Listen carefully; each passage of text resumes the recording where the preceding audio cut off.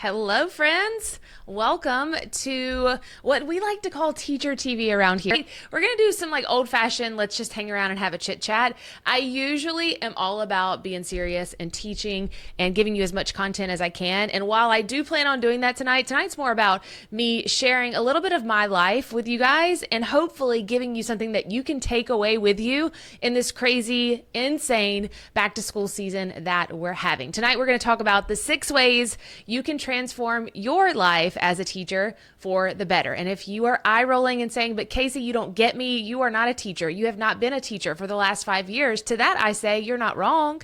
You're not wrong at all. But what I do know is that a lot of the habits that I'm going to share with you today, I did implement when I was in the classroom, but I don't know what you're going through right now. And I'm going to be honest, but I'm going to gift to you how my life has been dramatically better over the last 8 months or so. And I hope that you can take what you need, leave what you don't. Let us know where you're watching from. And if you are currently teaching, let us know what you teach. And if you are no longer in the classroom, let us know what that looks like as well. So tonight I said we're going to talk about the 6 ways that you can transform your life. I'm a little rusty on these buttons I need to press.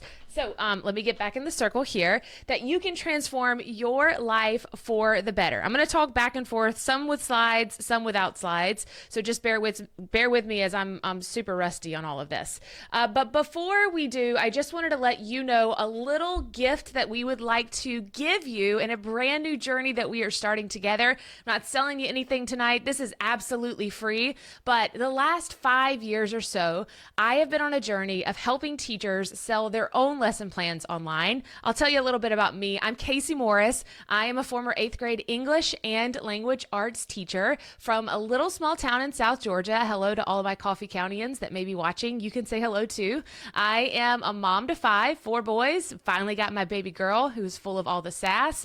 And I'm the host of a top ranking podcast called The CEO Teacher. And we help teachers make what they are worth. Can I get an amen? So no matter what you're doing in your classroom, my goal is to help you make the income that you deserve while not having to do so much extra work. It is my life's purpose to help you find freedom and flexibility, but also help you remember why you do what you do and make a bigger impact online. And so for the last decade, I've been selling my lesson plans online, yes, while I was still a classroom teacher. And about 5 years ago, I decided to leave the classroom to just sell my lesson plans online. And a couple months later, I decided to get a wild hair and answer the number one question I got asked in Walmart. And that was, Casey, how'd you do it? And so I created an online course that is now a membership that has helped thousands of teachers. You all have radically changed my life, trusting me as your coach and your guide. And so it's time that I return the favor. So the free guide I want to give to you tonight is 9 steps to becoming an online business coach for teachers. So 5 years I sold my lesson plans. The last 5 years have been completely dedicated to helping teachers do the same.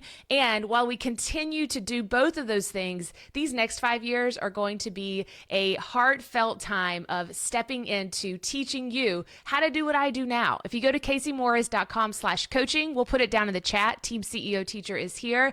You can grab this free guide. It has been a labor of love. It is an online book, if you will, that will tell you exactly more about the journey if you're interested. But tonight, I know you're here because you're looking for some ways to hopefully improve your life. And that's exactly what we plan on doing today.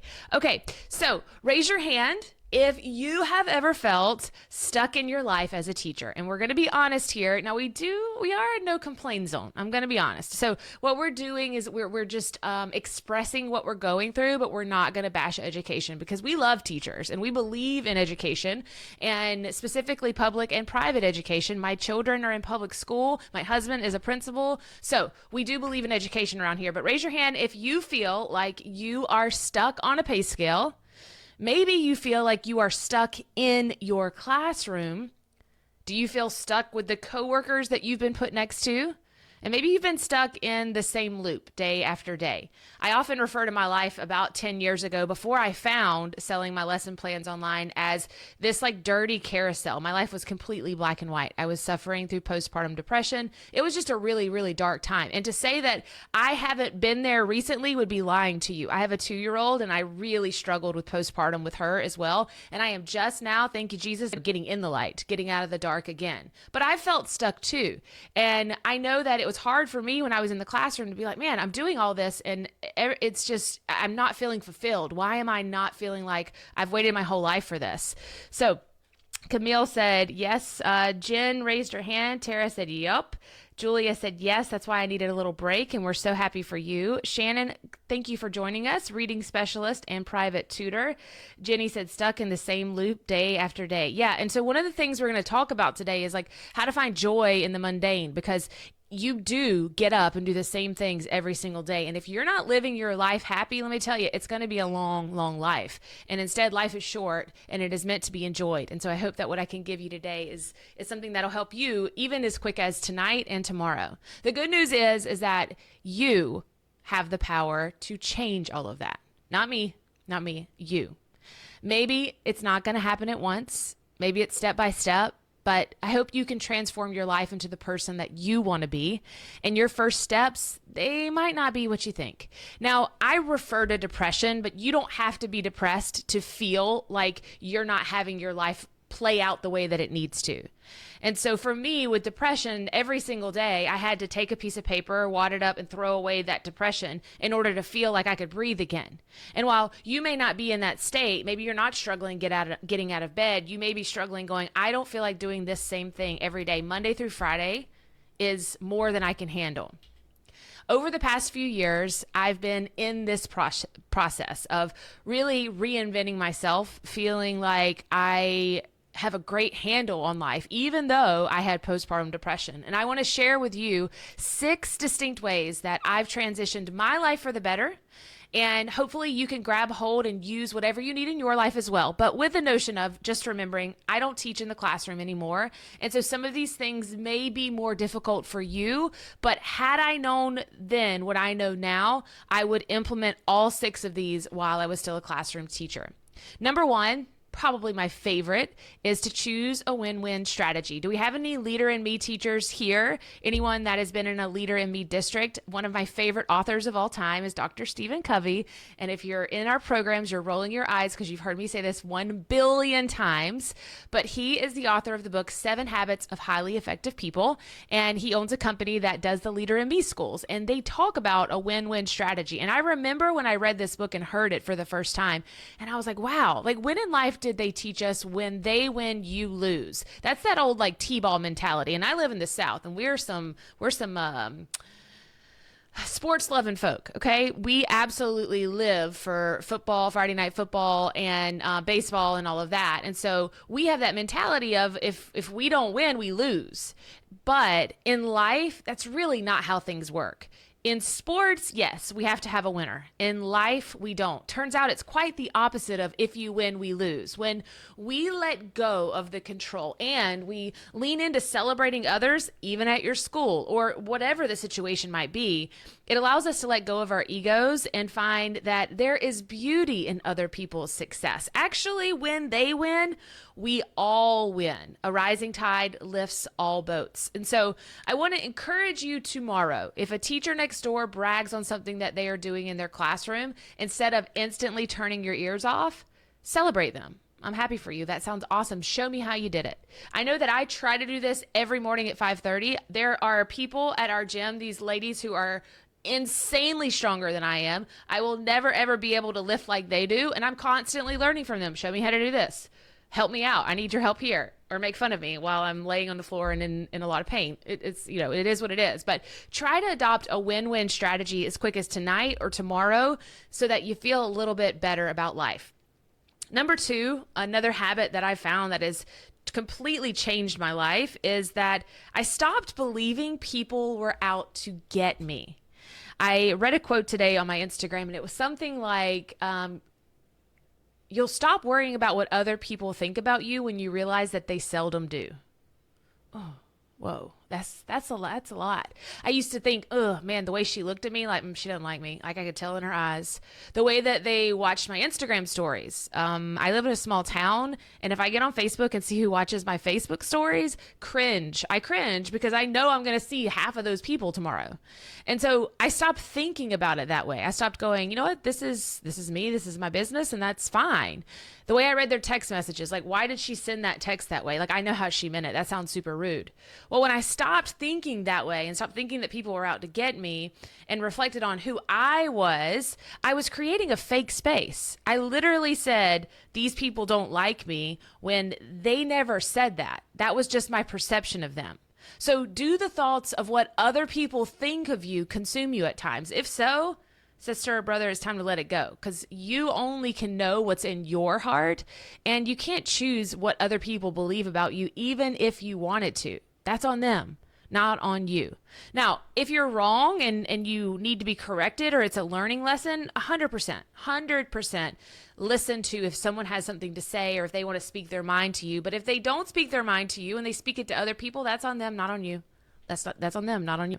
So number 3 on 6 key steps to help your life for the better is find happiness in the mundane. Now, I was just speaking about this when I think Jenny was mentioning, like life every day is just the same thing over and over and over again.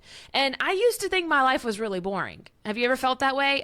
I mean, I got 5 kids. My life's really not boring. However, I just do the same things every single day, and I didn't enjoy it. I was like, wow, this sucks. Like, I'm not young and wild and free. I was never really wild, but I was never like young and free again. And so now I just really started, it's popular for people to say romanticizing your life. If you want to call it that, call it what you want. But I just kind of think, hey, I need to find happiness in the mundane. Like, I have to be happy and content in the things that I do every day. So when I leave the gym in the morning, I go home and I cook pancakes from scratch for my kids. Not every day, but some days. And I'm not saying I'm better than you because I do that. Listen, many days they go in the microwave, okay, the frozen ones. I'm not better than anyone because I do that. But I tried to say, if I'm going to be doing this anyways, how can I do it in a way where I find happiness? I love cooking. It's one of my favorite hobbies. So how can I do this where I find happiness in the mundane, but everyone wins here? So I thoughtfully also try to put my baby girl's hair up, even though I'm horrible at it. I only have brothers. I only had boys. Girls got a lot of hair. I just learned how to do my own hair, but I keep saying, I know these days are really short. So whatever you're complaining about when your feet hit the ground tomorrow, I want you to ask yourself, how can I find happiness in this mundane task? I hate taking my makeup off, but girl, I have an entire routine now around it because I tried to find happiness in it. So maybe for you, it looks something like greeting your students in the morning with eye contact and smiling at them when they walk in the door and just saying, how was your night last night? Or spending your commute listening to your favorite podcast, or riding with all the windows down blaring Taylor Swift. That's what I would do. Your mindset is what sets the mood for what you're doing throughout your day. And when you learn to shift it as quickly as the first thing in the morning, you will stop dreading the gloom and doom and start expressing gratitude. Did you know that it is impossible for depression and gratitude to exist in the mind at the exact same time? You cannot feel sad and grateful at the same time. It's impossible. You have to choose an emotion. So if you choose happy over that emotion every single time, it'll be amazing how quickly you can turn things around. And I can't remember who I heard that from, but it's proven in science. Not that I'm a scientist, but it is proven in science. So staying mindful in the present moment. Yes, Shannon. And someone also said Dr. Huberman. I love the Huberman Lab podcast. If you haven't already listened to it, he shared the other day about something he's been doing and experimenting is that he tries to tell himself no 20 to 30 times a day. And I was like, that's not a big deal. It is when you're going to the refrigerator to get a Reese cup, or you're going to fix Cinnamon Toast Crunch at 2 a.m. because you're hungry, or you are going to scroll on TikTok instead of doing your work, or you're going to, I'm trying to give an example here, some more examples. But if you tell yourself no that many times in a day, you'll be amazed what you can come up with. Number 4, I am glad we're talking about this. I haven't really discussed it in real life yet, but I drastically reduced my alcohol intake, and I want to encourage you to do that as well. You may not have been like me, but when I was a classroom teacher, I loved nothing more than to come home to cook dinner and pour a glass of red wine or crack open a Michelob Ultra. Nothing more, because it was my excuse. It was my outlet. It was my Band-Aid. It was, I'm trying to fix a problem, which is unhappiness. And the moment I get to feel like an adult is when I crack the beer or when I pour the glass of red wine. I drink every day. And that is not an exaggeration. That is truth. I might have drank 4 beer. I might have drank 8. I might have drank a bottle of wine. Now I drink every once in a while. And while I don't have that, oh man, I've got all of this stress and this anxiety and I need to drink because it helps me unwind, it helps me chill. What I do know is this. On the other side of drinking every day, I realized that what I was doing is numbing a problem that needed fixing in a way that alcohol could never fix. In fact, alcohol is what got me into that place to begin with. Alcohol was the reason I didn't feel grateful the next day. Alcohol was the reason that everything turned out bad. And I'm not saying that this is the best path and I'm better than anyone because I don't drink every day. I love to hang out with my friends and social drink. I love it. Some of my favorite times have been that way. But I just drink every once in a while because for my mental health, it just wasn't good. And now I realize, I'm probably 5 months into this journey, really 8 months into this journey of reducing my alcohol intake. And I see it as clear as day. My mind is sharper, my thoughts are happier, and my life is so much better. Words cannot express how changing this habit has changed so much in my life and my brain chemistry. What if you get to be the person that you want to be and you're supposed to be by stop putting a Band-Aid on a problem that needs a lot more attention than a Band-Aid can give it? In fact, it needs some love, some support, some self-care, some do your face care routine, read a good book. It needs you, not a numbing problem that you're just going to have to stack and it's going to get worse and eventually it may spiral out of control.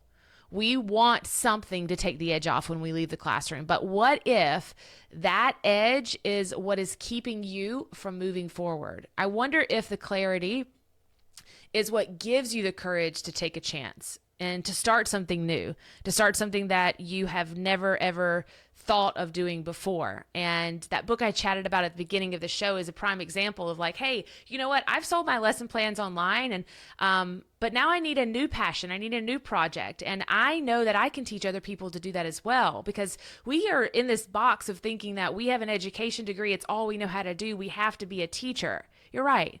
You were meant to be a teacher. But what if being a teacher looks a little bit different than the teacher that you were taught to be while you were in college?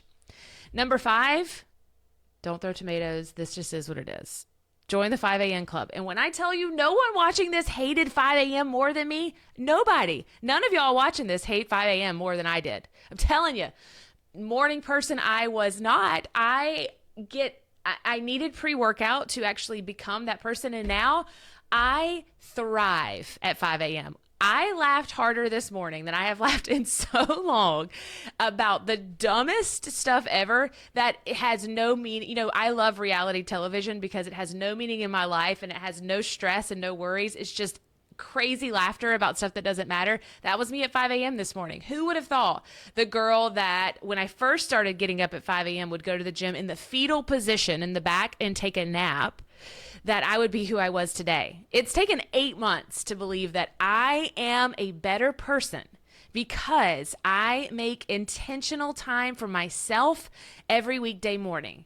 It's part of the reason why I had to quit drinking alcohol. You cannot drink and get up at 4:40 a.m. You can, but you're not going to like it. It's going to be really, really hard. So now I'm asleep by 7. I don't even want to drink because I'm so tired.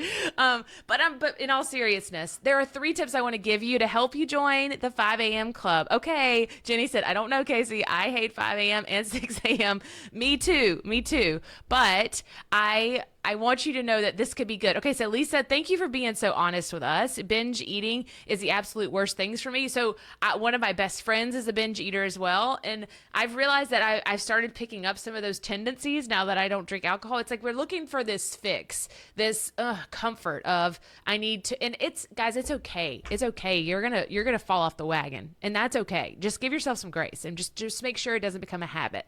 But 3 tips that will help you with this habit of joining the 5 a.m. club, no judgment. You don't have to go work out. I'm not saying that you got to go to CrossFit or you got to get on a Peloton or you got to do a yoga stretch. All I'm saying is start small, get up and fix your coffee, maybe do a devotion. I love journaling. I try to journal. Let me quit lying. I try to journal, but I haven't journaled a lot lately. So let me not lie and tell you guys I journal every night. I did during 75 Hard, but not lately. I got to get back on it. Okay. focus. 3 tips to help you join the 5 a.m. club are make it stupid easy, okay? I lay out all of my clothes. They're already laid out because I knew after I talked to you guys I would be tired at 7:22 p.m.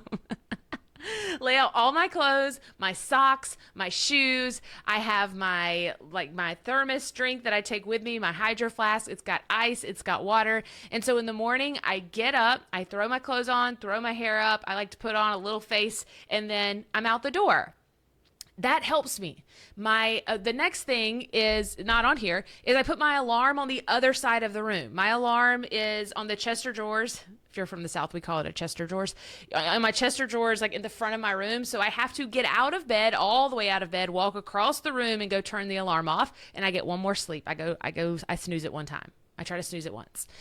Next is have something to look forward to. I am very sentimental. And so I have a coffee mug that I love, and I have a glass that I drink my pre-workout in. It's becoming a problem, the sentimental things that I have. But just romanticizing, enjoying all these little caveats in life have really helped. I have a favorite playlist. I will be blaring the music as loud as I can possibly stand it at 5:17 a.m., 5:23, while I'm drinking my pre-workout in my favorite glass, maybe eating a banana. And also, if I fix my coffee on time, then I will have my favorite mug. So use this time to say, this is about me. I'm going to be as extra as I want to be. And I've got a whole hour before anyone in my family gets up or before I have to start my day. Next is recruit an accountability partner. This is so important. Some of these people have become my best friends. Shout out to Jess, who is one of my favorite people in the whole world. Our paths have never crossed. We have never known each other, even though we live in the same town. And she did 75 hard with me, and she was gone for 3 months. She just got back, and I'm so happy. She's my accountability partner. She's going to text me that she needs ibuprofen tonight because we're in so much pain. And it feels good to have someone to enjoy that little collaboration with. We are people that love to be around other people, and it doesn't have to just be your school people. It could be other people as well. Number 6 is I want you to believe that you are worthy of success. And I'm not talking about teacher of the year success. I want you to think I'm worthy of whatever I want to be. Like, we're not in this box. If you want to be in a box, that's fine too. But if you think there might be something more for me, maybe I'm not fulfilled just teaching in the classroom. Maybe I don't want to teach in the classroom at all anymore, and I don't want to be an administrator, and I don't want to be an academic coach. I don't know what I want, and I'm really not worthy of anything more than that. But here's where you're wrong. You are worthy of success, and you're not going to believe it at first, and it's not going to feel good. Hell, it's taken me 10 years to believe that I was worthy of success. About 5 years ago, I made more money in 3 hours than I made an entire year teaching while I was 7 months pregnant. From 7 a.m. to 10 a.m., I made more money than I had made for an entire year teaching. I hit my knees with gratitude. I cried. And in that moment, I convinced myself that I wasn't worthy of that type of success, that I didn't do enough. I didn't try enough. I wasn't good enough. I didn't have the things that I needed to be able to teach people. I'm not worthy of this because we've been conditioned to believe we are only one way. But you can break free from whatever that look of teaching looks like to you and know you are worthy of success. Friends, our teachers are making hundreds of thousands of dollars. Some of them are nearing $1 million a year. That's crazy. And I want to give that gift to you as well. Is remember, you are worthy of success. You can be whatever you want to be. Whoever told us to stop believing that, like, come on. Whatever you want to be, I'm here to support you in that role. So let's recap on some things that you can do. Tell me what you're going to take with you, okay? I would love to hear from what's on the board right now. What are some things that you want to take with you and some things that you're like definitely not going to be in the 5 a.m. club? I'm okay with that too. I love honesty here. First is choose a win-win strategy. Next is stop believing that people are out to get you. Remember that you'll be happier when you realize that people seldom think of you at all. I tell probably my children's number one quote they hear from me is, you are only the main character of your own story.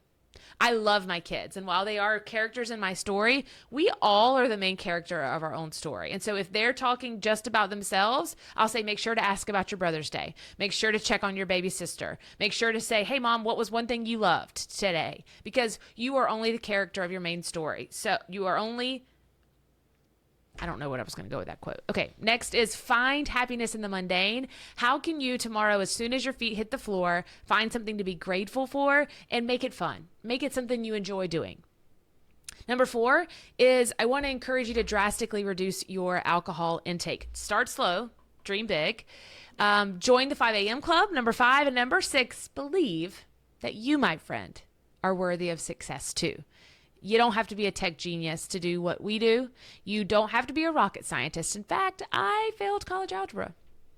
I did. I made a C in my senior year of algebra. Okay, I won't go back to that. I saw my math teacher, my senior math teacher today, Miss Hutchison. I love you. I hope that next Thursday you will want to come hang out with me again. So this is a laid back style. Tell me, how do you like it? I can teach you marketing strategies all day long. Do it every single Wednesday on our podcast. But sometimes it's just nice to hang out. Sometimes it's just nice to say, I'm here for you. I can give you advice, but you guys guide me every single day. And so I hope I've given you something you could take with you. This is just something that hopefully you can help you as we grow in this life together. And some books that might help you as well is Atomic Habits by James Clear. That's my favorite habit book. And then The Power of Habit by Charles Duhigg is really good. The Power of Now by Eckhart Tolle. I think that's how you say his last name. I got a lot of books. We'll put our books down in the link, caseymorris.com/books, if you want to start reading some books in the evening. But thank you guys so much. Come hang out next Thursday night at 7 p.m. Eastern Standard Time. It was so nice to see all of you. As always, remember, the best is yet to come, and I'll see you next week. Bye, friends.